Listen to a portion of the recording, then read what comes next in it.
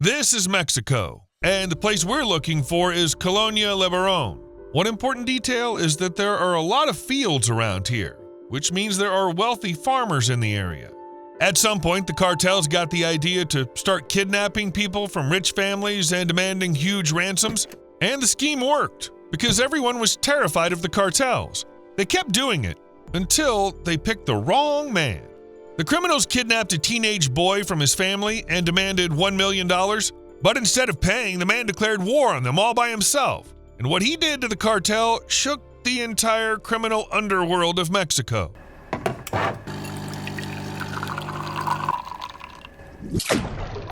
Violence in Mexico has long since stopped feeling like some distant, isolated problem. In 12 years of war against the drug cartels, more than 250,000 people were killed. So in a place like that, could there really be any corners left untouched by violence? Especially when the cartels take over everything. People, businesses, territory?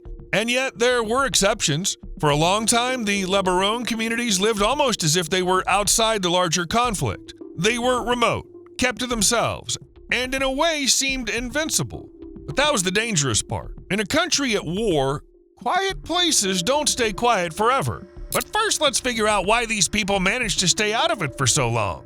If the cartels leave someone alone, there's almost always a reason. Either they need you for something, or you were just incredibly lucky to stay unnoticed. For a while. For the Lebaron family, it was the second option. They weren't working with criminals, they weren't part of the drug business, and they weren't fighting over territory. Their settlement was far from the main routes used to move drugs, weapons, and money.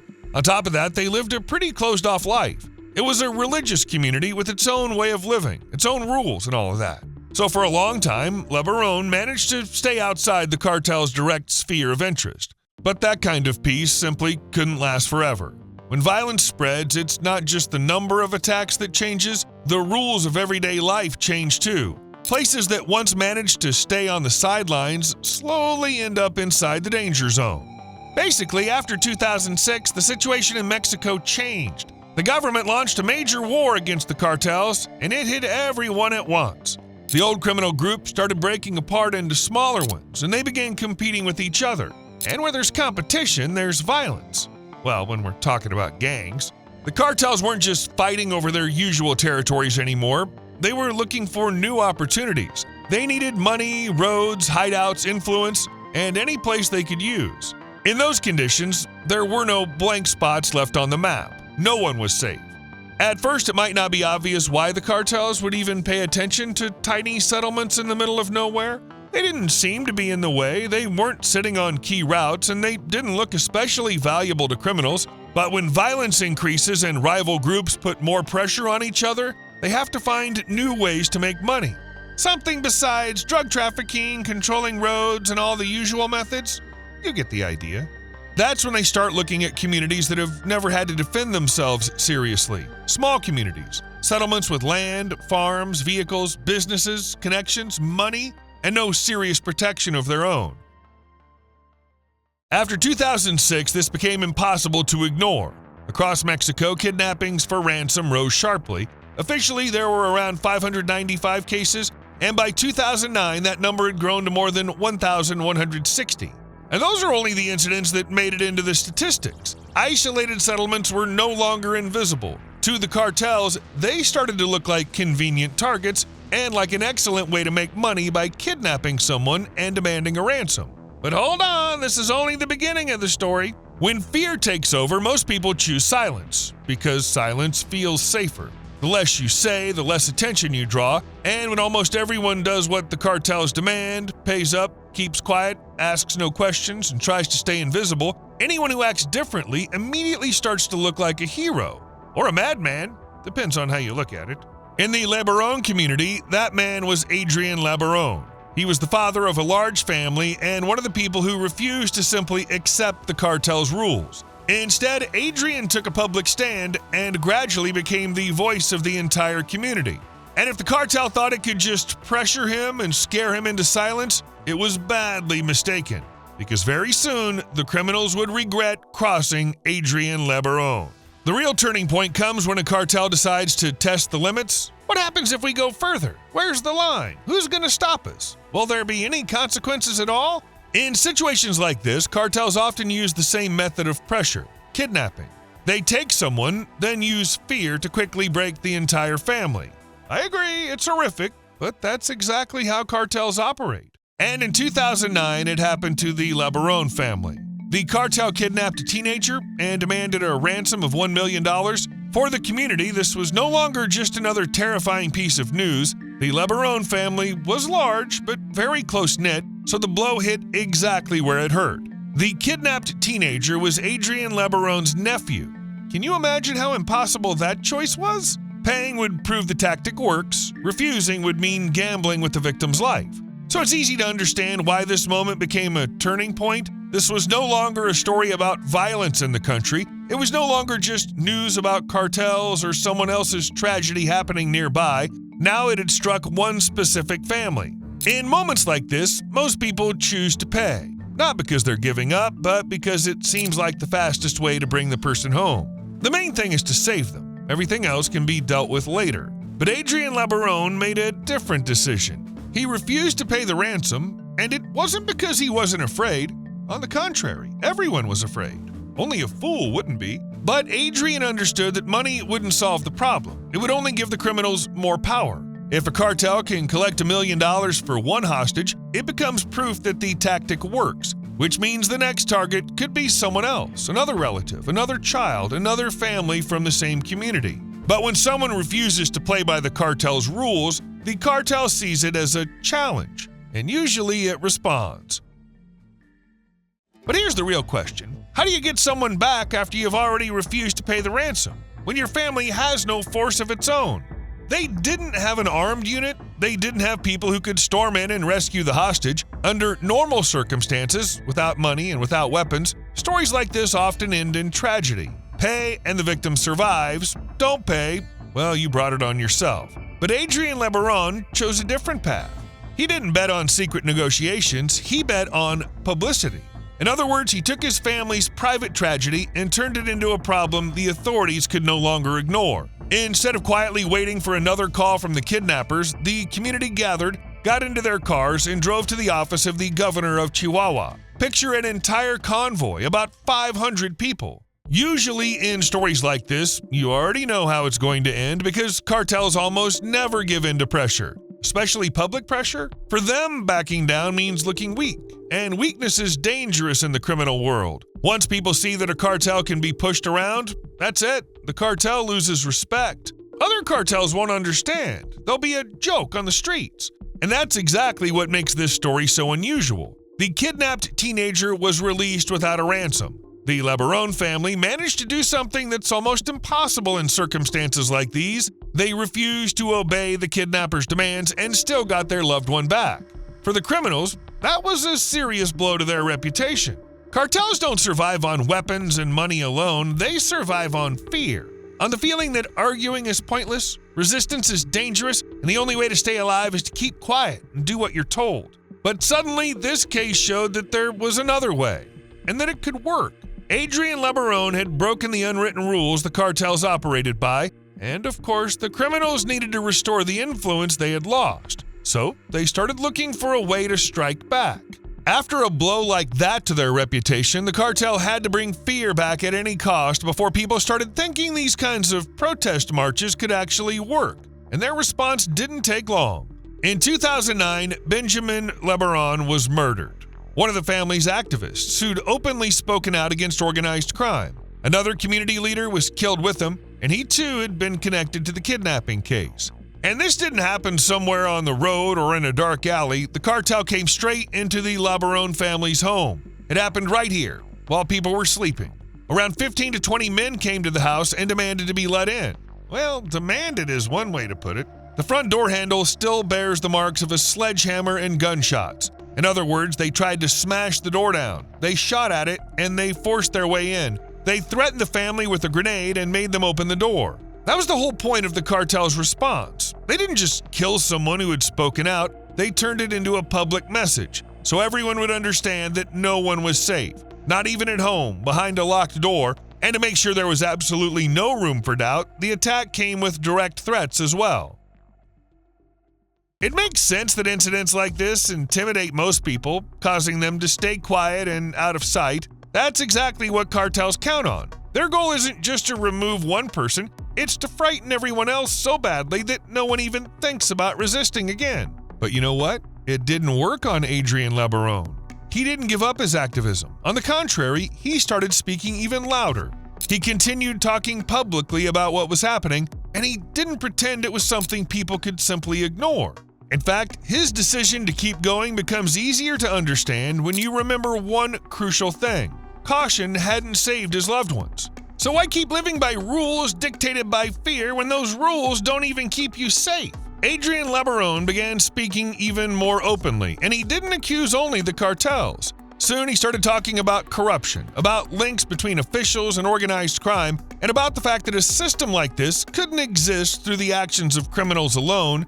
His voice became so loud that people far beyond his own community started hearing him. Adrien appeared on television and radio across Mexico. What had started as a local story about one family and one settlement turned into a national issue.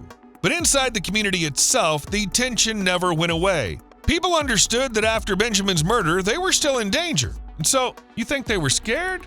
For 2 years straight, locals kept watch at night. They took binoculars and monitored the area from a hill marked with a huge letter L, the symbol of the Lebaron family.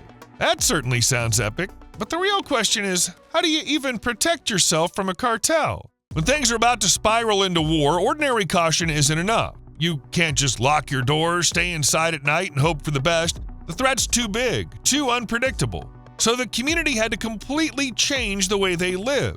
Not just protecting individuals, but reshaping their surroundings to make it harder for anyone to get to them. The Lebaron family settlements slowly turned into a fortified zone. Checkpoints appeared at the entrances, followed by access controls. People monitored everyone coming in and out, built watchtowers, and set up nighttime patrols. It didn't eliminate the threat entirely, but it did make the community less vulnerable. It became harder for outsiders to sneak in and launch a sudden attack. But what did this situation give them? A desire to fight back?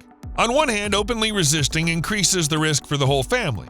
Once someone becomes visible, they almost automatically become a target, especially where violence is used to control and intimidate, and if that visibility becomes public, the danger skyrockets. But publicity has another side. The more people know what's happening, the harder it is to act in secret. It becomes harder to kidnap, kill, intimidate, and then pretend nothing happened.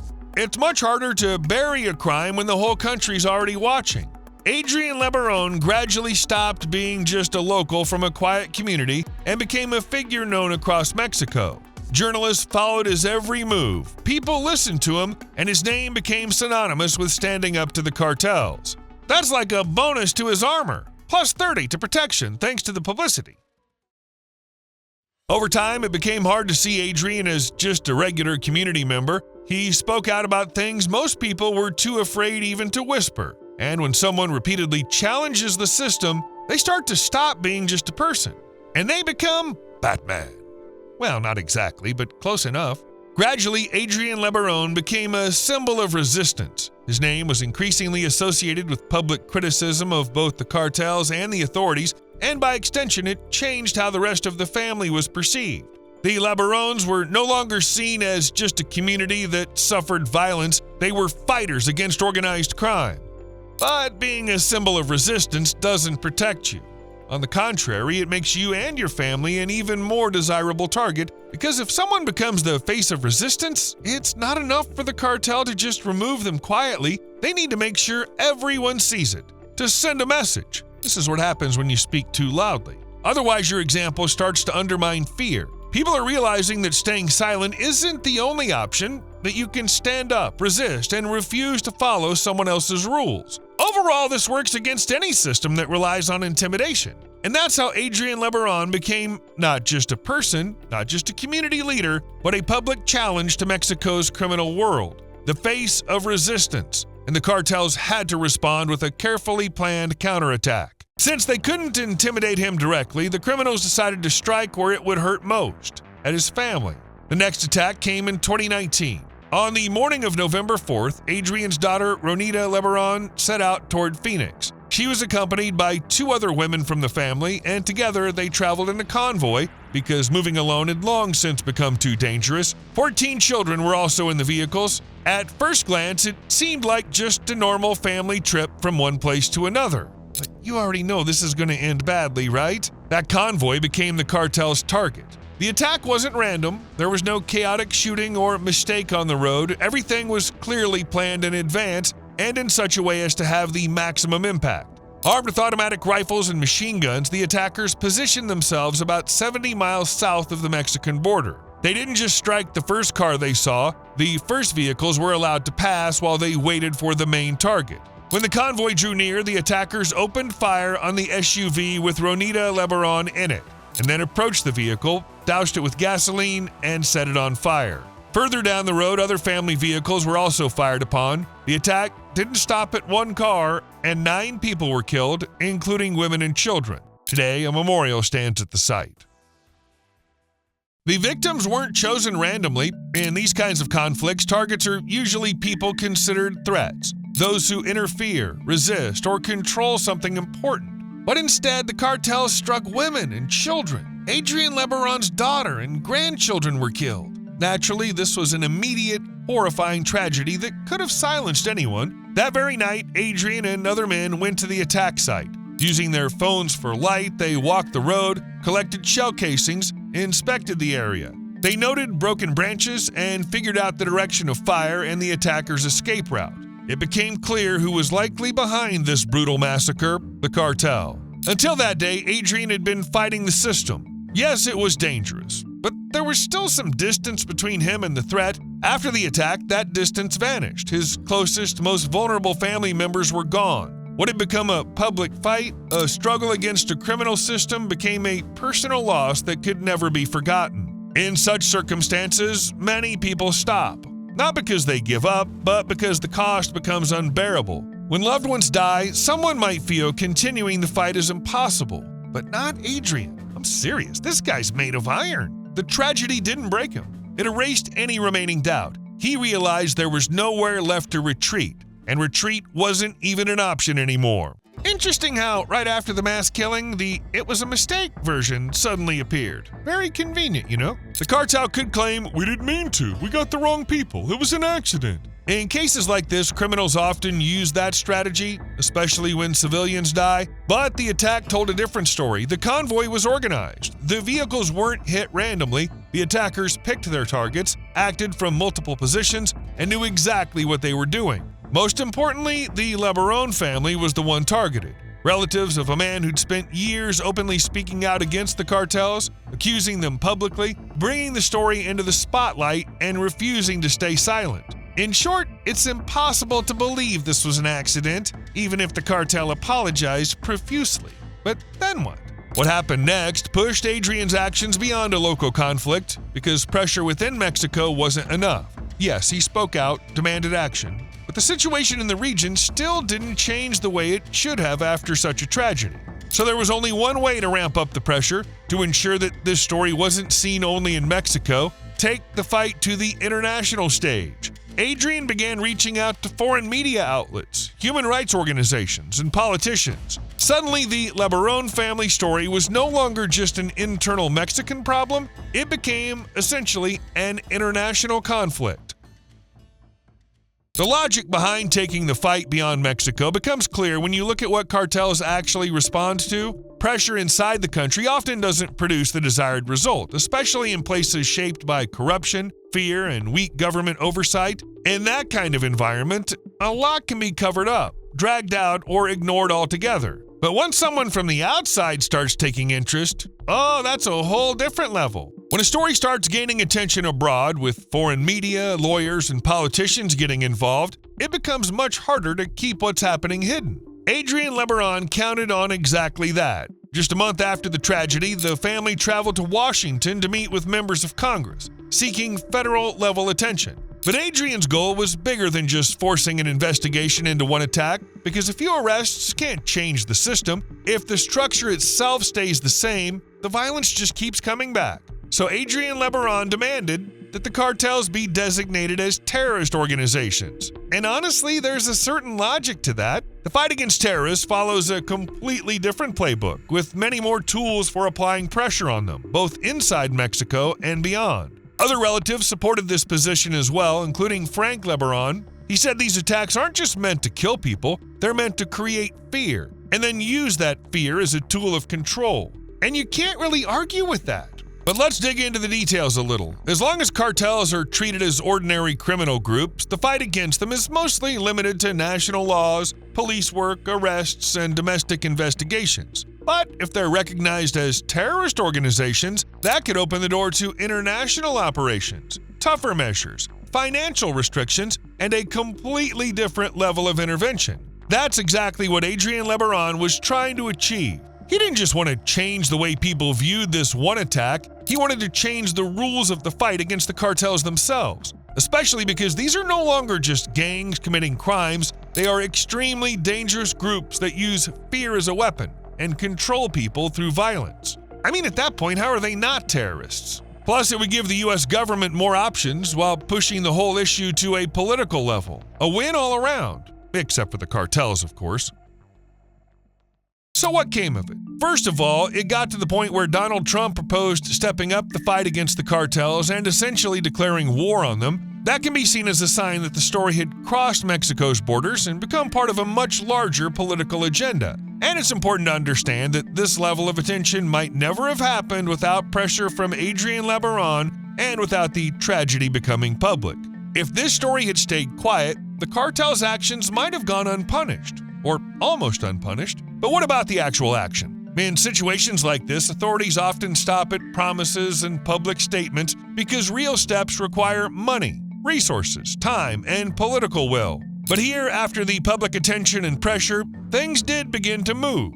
At the very least, operations were launched to find the people who may have been involved in the attack. Soon after, Mexican authorities announced the arrests of suspects connected to the attack on the Lebaron family. Of course, those arrests didn't solve the problem, not even part of it really, and the cartels were hardly going to suffer too much from a couple of their people ending up behind bars. Still, the arrest showed that the response had moved beyond public statements and into action. The system started doing something because the pressure had become too palpable to simply wait out. So it looks like publicity really does work, because condolences are fine, of course, but it's a lot better when the authorities actually get to work. Yes, we need to look at the outcome of this whole story with a clear head, because obviously one person can't wipe out the cartels completely. These organizations are too deeply embedded in the economy, in government, and in the everyday life of certain regions to simply disappear because of one conflict. But the significance of Adrian Lebaron's actions lies somewhere else. He made the problem visible at a level where it became much harder to ignore. As long as the violence stays local and quiet, it's easier to brush aside or explain away as just another internal conflict. Publicity breaks this tired old pattern and creates a new kind of pressure, one the cartels aren't used to. Not through direct force, but through attention, exposure, and a constant question directed at the authorities. What are you doing about this? Of course, even that kind of pressure doesn't solve the problem entirely, but it does change the behavior of everyone involved. It becomes harder for the cartels to commit crimes and harder for the authorities to pretend that nothing serious is happening. In practical terms, the impact is most obvious in areas where government presence was once barely felt. After the massacre, control in the area was tightened. National Guard checkpoints and units appeared there, things that hadn't existed before. No, this can't eliminate the cartels completely, but it can at least restrict them to some degree. There's now more monitoring in the region, more security forces, and more attention from the state. Meanwhile, the community itself changed. Its representatives became interested in politics and have even taken seats in government bodies. That's another level of struggle. Not just patrols, checkpoints, and public speeches, but an attempt to influence decisions through laws and state institutions. By the way, that's actually pretty impressive. But the main change here isn't only about checkpoints, patrols, and security measures, and it's not even about politics. It's also about how people begin to feel on their own land. Cartels thrive where the state leaves a vacuum, where no one steps in and help may simply never come. But once that vacuum starts to be filled, the balance gradually begins to shift. Of course, this doesn't mean that a few police posts suddenly make an area completely safe. Cartels don't disappear just because a police checkpoint's set up nearby or a patrol car drives through. But people's perception still changes. They start to feel that there's at least some force that might be able to protect them. Even when the state only partly reasserts itself in these zones, it undermines cartel control, as their power isn't built on guns alone, but on fear and on the belief that there's no other option. And when there's an alternative right there in front of people, that feeling starts to break down. The fear slowly begins to retreat. Cartel power can seem limitless, but at its core, it rests on fear and silence, on the fact that every victim is left alone, every tragedy looks isolated, and everyone around is too afraid to speak out. But the moment someone overcomes that fear, just look at what happens. Adrian Lebaron refused to stay silent even after losing his daughter and grandchildren, and by doing so, he flipped the usual script forever. His actions forced people to pay attention to the region and helped bring state institutions back there, meaning the process of change has already begun. In the future, it may lead to a much safer Mexico and to the age of organized crime becoming a thing of the past. Well, I'd like to believe that. You owe me a like. See you later.